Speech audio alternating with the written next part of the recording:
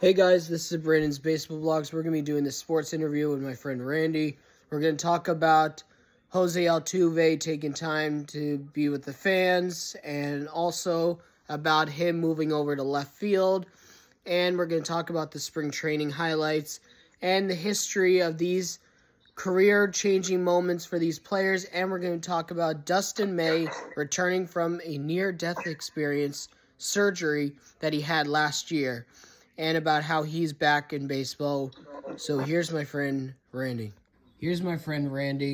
And he's going to discuss about Altuve's leadership and everything else. So here's my friend Randy. So it's amazing what Altuve's doing,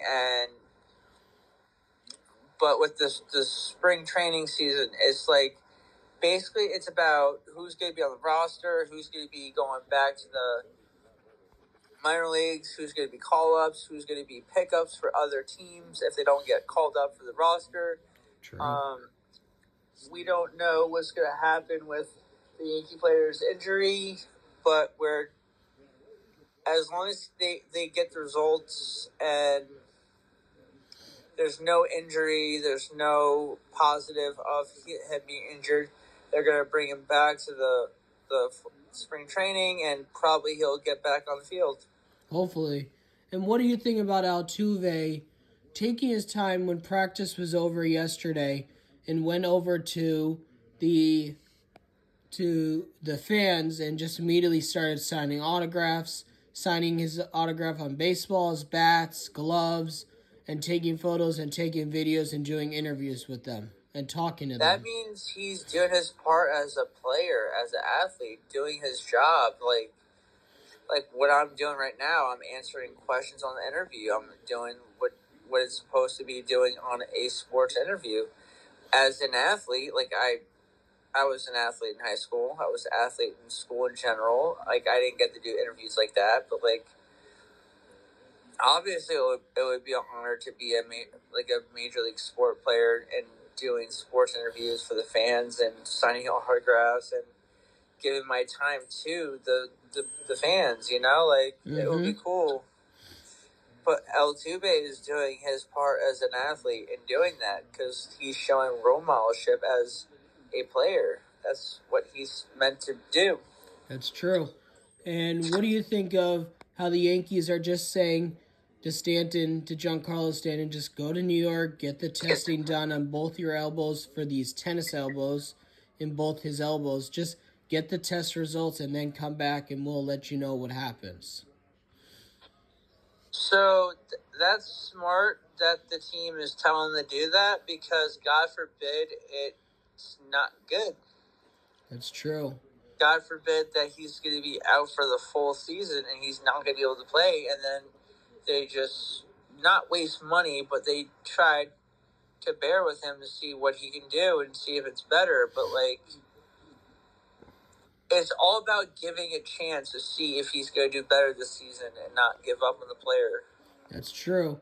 And what is your thought of the spring training highlights between the Yankees winning one game and then losing a couple games, but also it's just practice games, and about Alex Bregman doing well and going 3 for 3 in his debut as a Red Sox in spring training with a home run and a double and a single and being a triple away from the cycle, and also about about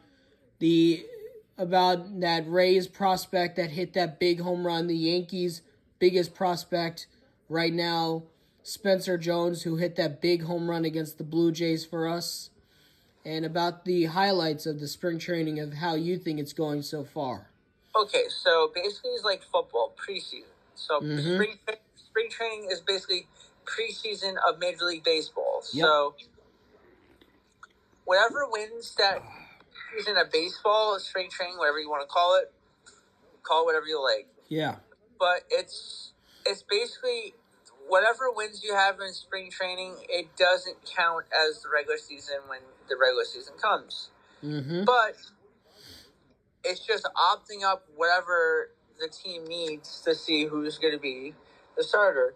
Okay, so the Yankees are doing good this spring training. They're doing okay. They won one. They're losing a couple games. That's okay. It's just spring training. It's not going to count for the regular season. True. They're just trying to see what's going to be the starter for their roster. That's all they're trying to do. They're going to see who's more hungrier, who wants to be on the roster, who wants to start, who wants to be a Yankee. That's true. Just like, well, Bregman is already signed to the Red Sox, so that's a no-doubter. What I'm saying is that it's just the Yankees are rehabilitating their team so they can become a championship team again, so they can make a second round to go back to the World Series and actually bring it to New York, because we already had the Eagles beat the Chiefs in a repeat rematch in the Super Bowl. That's true. We haven't had a championship brought back to New York in such a long time. The Yankees the last time we had almost a New York team bring a championship back before the Yankees in 2024 was the 2015 Mets.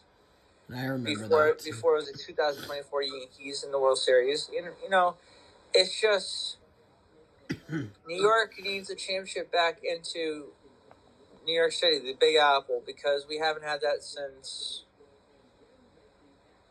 2009, when the Yankees brought it back to the Big Apple in 2009 against the Philadelphia Phillies. I remember that. And what do you think of Bregman doing this, going 3 for 3 with a 2-run home run, double, and a single in his debut as a Red Sox in the spring training, and was a triple away from the cycle? And Ellie De La Cruz for the Cincinnati Reds, literally homering from both sides of the plate in that game, in a game for the Reds. Outstanding for both teams. I mean, outstanding for both players. Like, literally, like, you cannot see that coming. Like, Cincinnati Reds are rehabilitating. They've been rehabilitating their team for such a long time. And now they have the superstars. Yeah. And last time they had a good player was Griffey Jr., and then he retired. And Joey Votto. Yeah. But Griffey Jr. was their shortstop. That was their best shortstop. No, Ken Griffey Jr. was the outfielder. And he was also playing shortstop, too. No, he never played shortstop. No, he never did. No, there was a different player that you're thinking of. A different player. Ken Griffey was always an outfielder. Okay. But I want to know this, your honest opinion on the history-making of Manny Machado being 100 hits away from 2,000 career hits, and Bryce Harper being over 21 RBIs away from 1,000 RBIs, Kyle Schwarber being 16 home runs away from 300 of his career, and should the Phillies keep him in the leadoff spot, and also about him going into free agency at the end of this year, and also Trey Turner being over 24 stolen bases away from 300 of his career, and then Clayton Kershaw being 32 strikeouts away from being another left-handed pitcher, and I think the fourth Dodger pitcher to reach 3,000 career strikeouts, and Verlander being over 85 strikeouts away from 3,500 strikeouts, Scherzer 94 strikeouts away from 3,500, and then for the last one, Terry Francona being at least 24 wins away from 2,000 managerial wins in his career as a manager, and Charlie Morton and Chris Sale being at least 13 wins away from 150 career wins in their careers. That's, like, outstanding. Like, for all of them. For all of them. Like, Kershaw being the fourth Dodger to have that many strikeouts. And then the rest, like, outstanding. Like, well, the one that's like, that has one more year, like, they should definitely re-sign him. And honestly, what is your opinion on Manny Machado, the best third baseman in baseball, being over 100 hits away from 2,000 career base hits.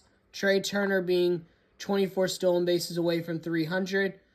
And Bryce Harper being 24 RBIs away from 1,000 career RBIs in his 14th season, and he's a two-time NL MVP. And Kyle Schwarber being 16 home runs away from 300 of his career, and whether or not the Phillies should keep Schwarber in the leadoff spot. They should leave Schwarber in the leadoff spot. I think they should.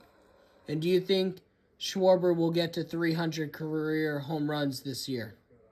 Oh, yeah, definitely. And what is your honest opinion about Manny Machado? I mean, amazing. He's doing an amazing job. Do you think he'll get to 100 hits and reach 2,000 career hits? Oh, yeah, definitely. And if he has that potential to do that, he's definitely got it. And what is your honest opinion about, about Trey Turner being 24 stolen bases away from 300 and Bryce Harper being 24 RBIs away from 1,000 in his 14th season? Dude, they deserve what they're doing. I have to say, they're getting to the point where they're outstanding, breaking history. And honestly, I want to know what your opinion on how do you think the Yankees-Red Sox game today, even though it's spring training, will go at 4:05 p.m. between the Yankees and Red Sox, and Carlos Carrasco will be pitching for the Yankees against the Red Sox, and I don't remember who's pitching for the Boston Red Sox. It's going to be a good game, spring training, rivalry. It's going to be good. And what do you think of Roman Anthony, that minor league prospect that I told you about, who is one of the best players in the Red Sox prospect history, and that could get called up, that is a shortstop, third base, and outfielder? I feel like the Red Sox should not, short of doubt, not pick him up because he's in their minor league. So the Detroit Tigers made the mistake of the Derek Jeter pick and that other player that is the Red Sox right now. Aroldis Chapman that signed with the Red Sox. And yeah, what is your honest opinion? Do you think the Red Sox should call up Roman Anthony and Kristen Campbell? I think they should, because they should not make a mistake like the Detroit Tigers made on Jeter and the pitcher we talked about, Mariano, when they traded them to New York. Yeah, because Detroit made a mistake on that pick because they were in their minor league and they did not pick both of them up, and now Chapman is now a Red Sox after he played for the Yankees, and I feel like Red Sox should not make the Tigers mistake like they did with Jeter and Chapman. True. My opinion is, I think what Randy said about how Manny Machado being 100 hits away from 2,000 career base hits is honestly amazing, and I hope he achieves this because he is one of the best players. I have his jersey from the Padres. He dominated for the Orioles for many years, for the Dodgers, and now for the Padres. He's under contract with them for 11 more years, over $350 million. I think he's going to get to over 2,000 hits, and I think he'll finish his career with at least 3,000 hits. And I think Schwarber is definitely going to hit 16 home runs, or maybe 20, or maybe 40 like he did last time.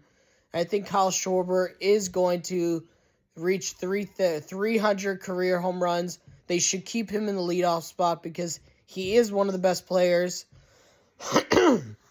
And also, I think Bryce Harper will get to 1,000 career RBIs, and he is a two-time NL MVP in his 14th season in baseball, and he's adjusted to first base. He's one of the best players in baseball. I think also that Trey Turner will reach 300 career stolen bases. I think he's an amazing player. He's going to have a bounce-back year, and I honestly think Kershaw is going to get to 3,000 strikeouts. I honestly think we're not going to see anybody get to 3,000 strikeouts like how Verlander and how Kershaw did, how CC Sabathia did. I don't think we're going to see that for a long time because there's so many young pitchers right now. And honestly, I think Verlander is going to get to 3,500 strikeouts. I think Scherzer is going to get to that amount too. Honestly, I think Charlie Morton's going to get to 150 career wins. And Chris Sale. I think the new Reds manager, former Red Sox Guardians manager, Terry Francona, will get to 2,000 career managerial wins because honestly, he deserves it. He's a well-respected manager from the Boston Red Sox and with the Cleveland Guardians and with the now Cincinnati Reds. And honestly, I think he's right that I understand players may not want to shave their beards, but at least the Yankees are being open to anything. And I think the Yankees are being very cautious and doing the right thing by keeping an eye on Stanton and just telling him go get the test and everything. I think everything that we've been saying about these players and the history and everything else is really correct. And Randy is going to also talk about this history about the Rangers, how they just completed a 9-run inning for the Rangers with Jock Peterson hitting a 3-run home run just now to complete a 9-run inning. And I'm going to show you guys that later in another video, but I'm going to talk to you guys, and Randy's going to explain his thoughts on that. You continue what you were saying. Either way, if a team doesn't pick up a person in the minor league, it's not because they don't see potential in them. They just want to get better other prospects, even though that person is a good prospect, but they missed out on a perfect prospect of a player. Do you think Roman Anthony is ready for the big leagues? I think he is, the way you're telling me about him. And what do you think about the Yankees' top prospect right now, Spencer Jones, who hit that big home run this year in spring training against the Blue Jays, and how he hit that big home run and has hit so many home runs and has been amazing in defense and offense and speed. And he's 6'6", and he can play the outfield. And do you think the Yankees should call him up in case Stanton is injured? Yes. What is your honest opinion about Spencer Jones? They should pick him up 100%. And what did you think of that big home run that Spencer Jones hit? That was epic. When you showed me that, I was like, holy shoot, that's like crazy. True. And what is your honest opinion on how the Yankees about Juan Soto, how he last year in his first at bat as a Yankee in spring training, he hits a 3-run home run. This year, in his first at bat in spring training for the Mets, hits a home run again. It's shocking he did that again, but like Juan Soto, you should have picked the Yankees, man. You had so much more potential in the Yankees than you're gonna have with the Mets. True. But what do you think of the Mets so far when they got Soto, but they've got Mark Vientos, Francisco Lindor, and Pete Alonso, Jeff McNeil, Brandon Nimmo, and Jose Siri, and all these other players, and Frankie Montas, and literally Konga, Senga, and all these really good players, and how they've become an even better team than the Nationals and the Phillies, and they're close to the Braves. I mean, whatever players they picked up, they better be good as they say they are, because if they don't show their potential of what they are, then they're not going to be contenders. I'm sorry. They're not. You don't think so? If they don't stand up to their potential of what they do, no, they're not. But And I remember last year the Mets started off 0-5, and then they finished last year making it into the wild card, winning the wild card series, then winning the NLDS, and then going on to the NLCS, being 1 or 2 games away from the World Series. they almost made it, but like, I mean, It's still good. At least they made the playoffs. They made the playoffs, but like the last time they made it to the playoffs, they made it to the World Series in 2015, but they came so short because they played the Dodgers, and the Dodgers was the better team. True. But at least the Mets tried to fight back. Yeah. And what do you think of it that they were able to sign Juan Soto and then they were able to re-sign their star that was with them for 6 years and in the minor league system, Pete Alonso? Didn't he make a song called "Oh My God"? No, that was Jose Iglesias. They haven't brought him back yet. But do you think the Mets should bring him back?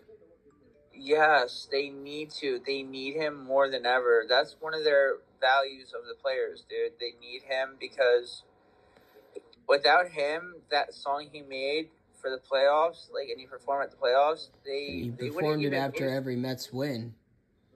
Yeah, and they need him because that would hype up the fans that believe in the Mets. Because right now, a lot of Mets fans are giving up on the New York Mets because some New York Mets fans, they don't believe they have it in them. Like, if you look at it, the reason why I left, I'm still a Mets fan, but now the Mets are my second favorite and the Red Sox are my first because the Mets I was a diehard Mets fan until they just lost it. They just didn't have it in them.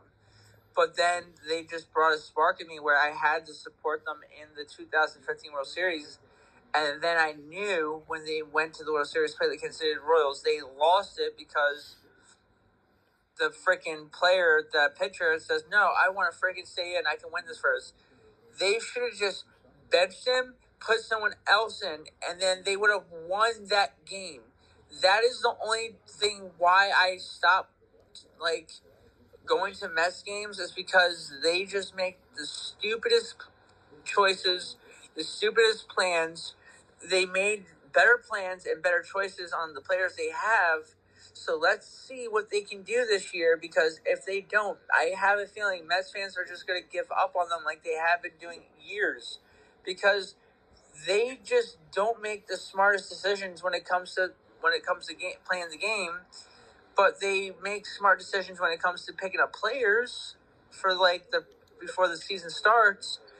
But it's just that the coaching staff is just not the same as they were a long time ago. True. And Like, oh yeah, also, what do you think of how they finally have an owner and a GM that's spending money for them finally on players? that's what they needed because they didn't have an owner or a GM that were spending money on good players. Like, don't get me wrong, they had a stacked team when they had Jose Reyes, Carlos Beltran, Carlos Delgado, Mike Piazza, David Wright. They had Tatis. They had a stacked team, and then they just lost it all. Then Jose Reyes was a free agent, went to the Toronto Blue Jays, had an outstanding season there, And then he got traded to the Rockies. and then he came back to the Mets till he retired, and then the last player that was with Jose Reyes, Carlos Beltran, Carlos Delgado, and I can't forget Pedro Martinez, Johan Santana. Those were the two top pitchers that were good on the Mets. Mm-hmm.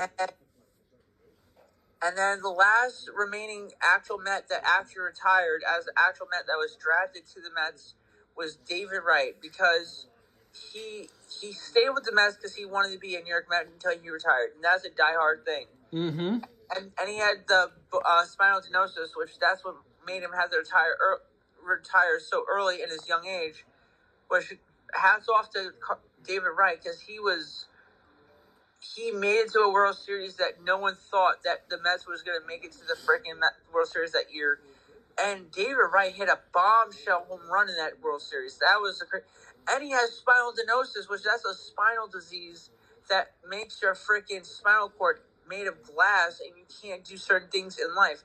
If no one noticed, there's another sport athlete that had the same disease that David Wright has, and that's the Icon Sting from WWE, aka from WCW, NWO, and also where he retired as a wrestler. He was also in TNA Wrestling, Total Nonstop Action, and also retired as the AEW World Tag Team Champion. Which, dude, he retired multiple times because of that spinal disease, but he came back and he freaking wrestle to do what he loved. So David Wright did something that he loved and fought through that freaking disease until he says, I had enough. That's true. What is your thought? Sean Manaea, who came back to the Mets, he was one of their best pitchers last year, and he did very well in the postseason. He pitches in really big games. He comes up strong and everything. And he's came back from a PED suspension in 2018, but he's done amazing since then.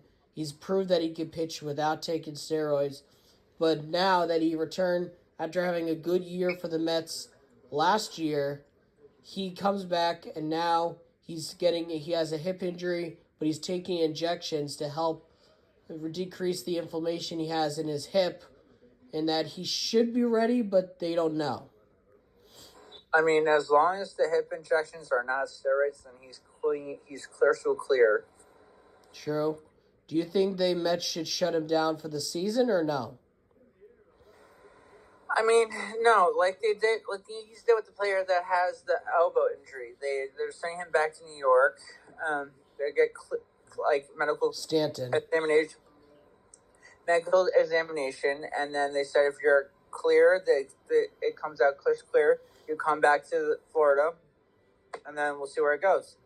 If they're doing that with the Yankee player, they should do it with the Mets player, because he's already signed with the Mets. He doesn't need to fight for a spot. True. He's already a Mets player. It's just that the minor league players for the Mets are fighting for a spot. True. And do you think there should be more minor league players that have been doing so good that deserve a chance to be called up now? Yes, I think so. For any team in the minor leagues that are playing for that team, they should really be called up for a spot, because I feel like just because you have to fight for a spot, but if you're already putting the work and you're showing what you're doing for the minor leagues, you should just be given that opportunity instead of fighting for a spot, and show what you can do in the regular season and see, like, hey, this is what I'm working with. I can do this. Yeah. And what do you think of this? Volpe in 2023 did amazing in spring training, and he immediately got the call from Boone to come into his office. Boone says, you made it. Welcome to the big leagues. Welcome to the team. And he literally and his numbers that spring training was 10 home runs, 30 RBIs, 10 stolen bases, and a 330 average, and 20 hits. That's not bad. In 2023, and he made it to the big leagues and made his debut that year. And he asked Gardner for permission to use number 11, a former player. As long as you get permission to use a former player's number, and they say yes to that, then that's respect to the player. Because if you just take the player's number without asking the player that did that, because what if as long as they retired that number 11 to Gardner, not Volpe, then that's respect, and he gives the honor to retire that number to Gardner instead of Volpe. Mm-hmm. As long as like that was the agreement to like reason like, yes, you use my number just in case, but after you retire and that jersey is retired, it's retired to me, not you. True.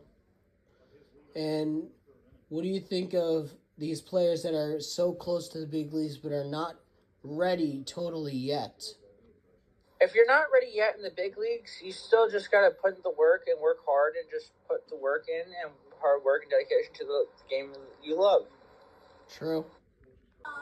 Randy, what do you think about Dustin May coming back from that near-death experience surgery he had last year, Dustin May, and returning this year and being able to pitch healthy and be ready for the Dodgers?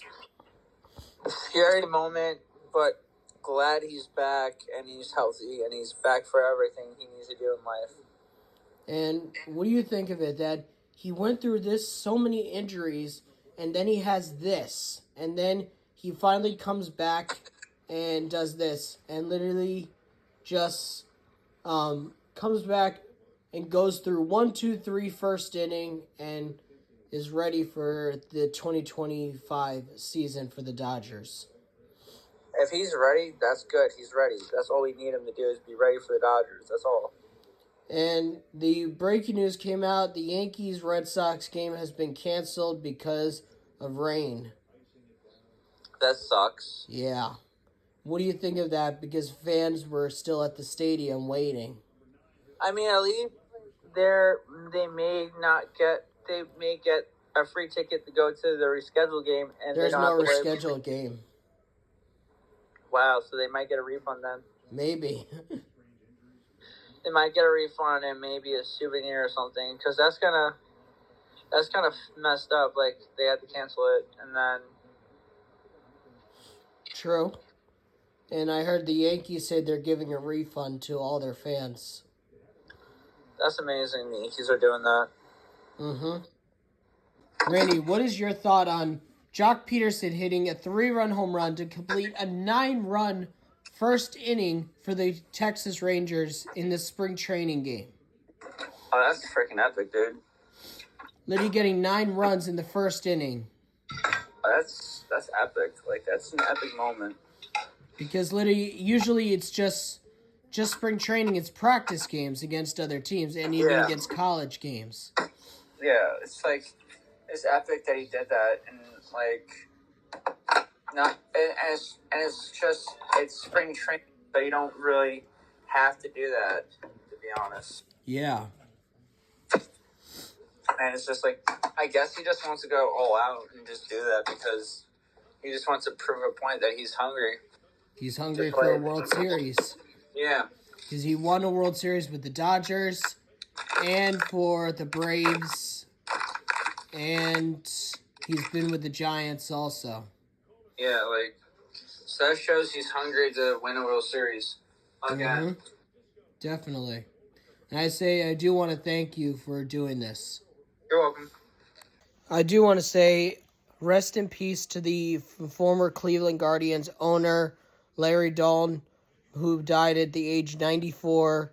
Rest in peace. You were an amazing owner for Cleveland. You helped them become an even better team, helped them draft really good players, and how they became the youngest team. And I admit, you had some struggles and you had some success, but you really built an amazing organization, an amazing team. And this interview with Randy will be on YouTube and TikTok, Instagram, The Clapper, Triller, Facebook, everything. You should guys go subscribe to Brandon's Baseball Vlogs on YouTube and just follow us and everything, and you'll be getting the sports content. Enough. And retire as a Met. So that shows love to the game of the team he played for. And he didn't even care if he never made it to another World Series with the Mets. All he cared was playing the sport that he loved, and that's the love of the game of baseball and having fun of the sport that he loved. That's true. A part of sports is not about winning championships and winning rings and making money. It's making the fans happy and doing the stuff that you love. Being a people person. He loved New York. He loved the Mets. And he didn't want to leave New York because he loved New York. That's the thing that people don't realize. New York is a good city. Yes, it's expensive to live in. Yes, it's hard to, like, find place to work, wherever, like, you're heavily tatted or the way you look. But, like, you make it somehow in New York, and you make it work. And plus, it's a really historic place to play. Exactly. There's a lot of historic. If you don't remember, the New York Jets used to play in. Guess where it used to be before it was Citi Field? Shea Stadium.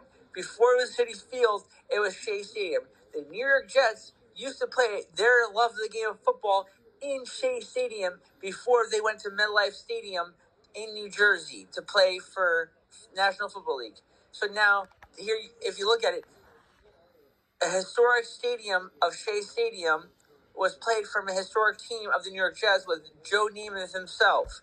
So if you look at it, New York is a historic place of sports where New York Yankees has the most World Series, where the Mets had a historic year in New York. So we have two historic baseball teams. The Yankees and the Mets. We have two historic hockey teams. Rangers, Islanders. We have one historic basketball team. Two. The Knicks and the Nets, which I don't like either of them. I went to a few Knicks games, and I wore opposite teams that were playing: Sixers and the Denver Nuggets, and also and the freaking Cavaliers. No, actually the Miami Heat. I wore a Dwayne Wade jersey to a Knicks game. I can't stand the Knicks, but I have to respect the Knicks. True.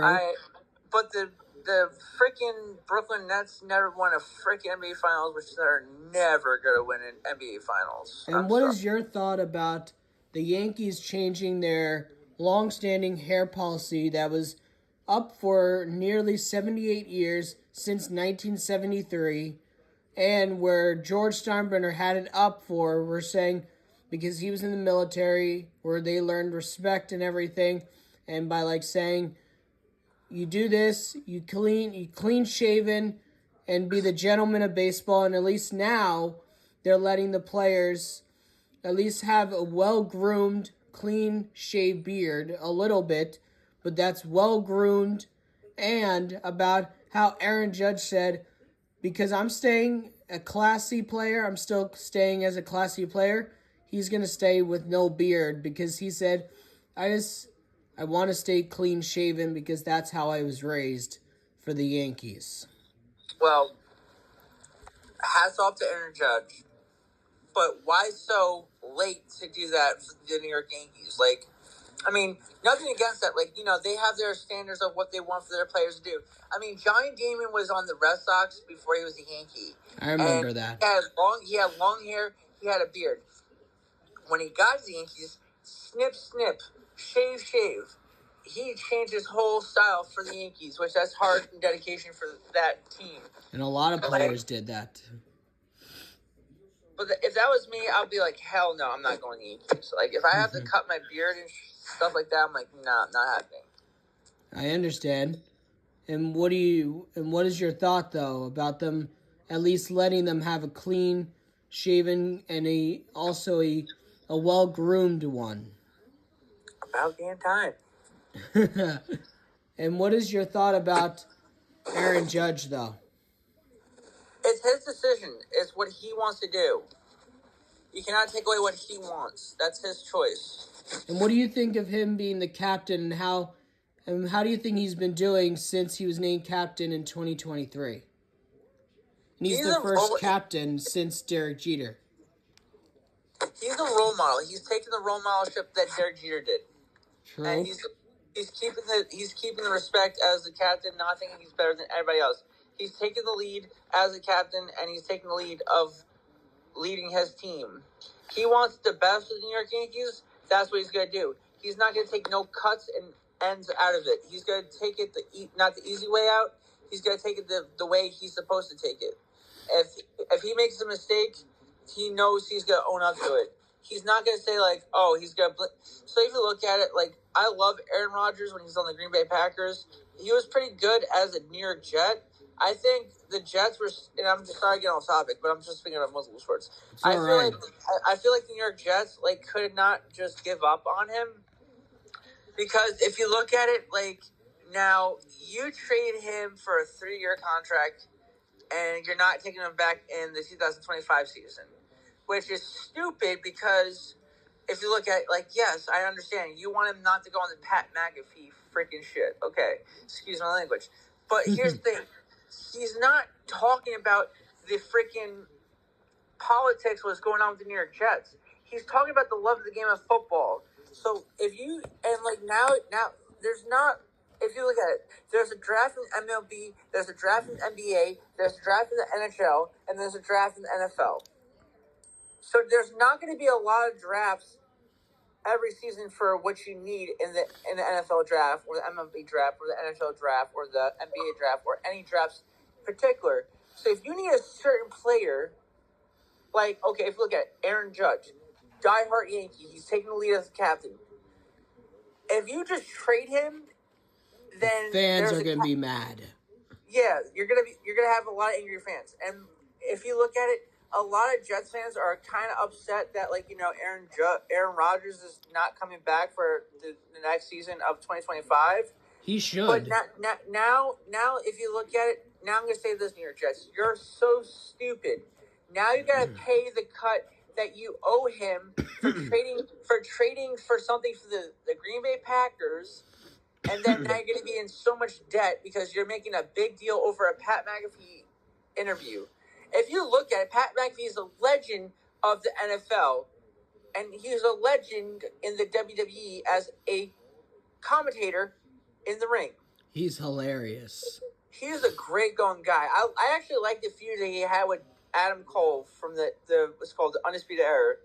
But if you look at it, like, you can't take away people's rights of doing interviews. That's the point of being an athlete. You do freaking sports interviews. Okay, you're the coach of the New York Jets. Okay, you have a new general manager of the Jets. Good for you. But you're supposed to do sports interviews to hype up for the season. True. That's what he's trying to do. He's trying to hype up your team. Mm-hmm. So if you want him to be the captain of your team, you need to follow his role. Like, yes, he didn't go to the training camp from last season because he went on to a spiritual freaking trip in Egypt. Okay, let him do that. That's going to help him. He came so fast and early from Achilles tendon. Okay, you let him play so soon. Why didn't you play Tyrone Taylor before you played him? True. So you can rest his Achilles tendon and not play him, and then you'll be freaking perfecto. And do you want to say this to the Cleveland Guardians fans and their ownership? They just lost their owner. That was their longtime owner and 94 years old, Larry Dahl. Caps off to you. Rest in peace to you, dude. You're a legend to the Cleveland Guardians. And to the game of baseball. You're a historian of Cleveland, Ohio itself. Go Cleveland Guardians, and let's go my Cavs this season. I mean, dude, it's an honor to be a Cleveland fan of basketball, but, like, either way, like, Cleveland Guardians are an outstanding team. They just need to rehabilitate their team just to be a championship contender. They have the good standing team. They just need a good coaching staff, and they just need to get a new general manager that will take risks for them and try to help them win a World Series, because they won a World Series when they were the Cleveland Indians. Like, oh, sorry, I can't say that because that's an illegal offense of the Native Americans. Okay, then why are you not changing the name of the Blackhawks in freaking NHL? Why are you not changing the name of the Kansas City Chiefs in the NFL? Okay, you already did that with the Washington Commanders. You did it with the Cleveland Guardians. Why not the NHL? Why not the Chiefs? But you're keeping those two teams, but the other two teams, you say, oh, it's an offense. Oh. You're honored that they're representing the Native Americans in a history of sports. True. And what is your thought about how, because you saw this when you were hanging out with me at my house last year during the postseason, you saw the Cleveland Guardians beat the Detroit Tigers in the postseason. And, oh, that was awesome. And you saw them beat the Twins, and you literally saw this, and you saw the Guardians are the youngest team in baseball right now. Right now, they are the youngest team. With youngest players. Right now, like, to be honest, they need some veterans that's been in the game for so long. They do have one, which is Jose Ramirez. They need more than just Jose Ramirez. I'm sorry. They need more than just one veteran. They need more so they can help the young youth of that team. And plus, they have a former player of theirs who led them to over 99 wins last year in his rookie season as a manager. That's not bad. Yeah. They just need to win a championship, then they'll be A-okay. Yeah.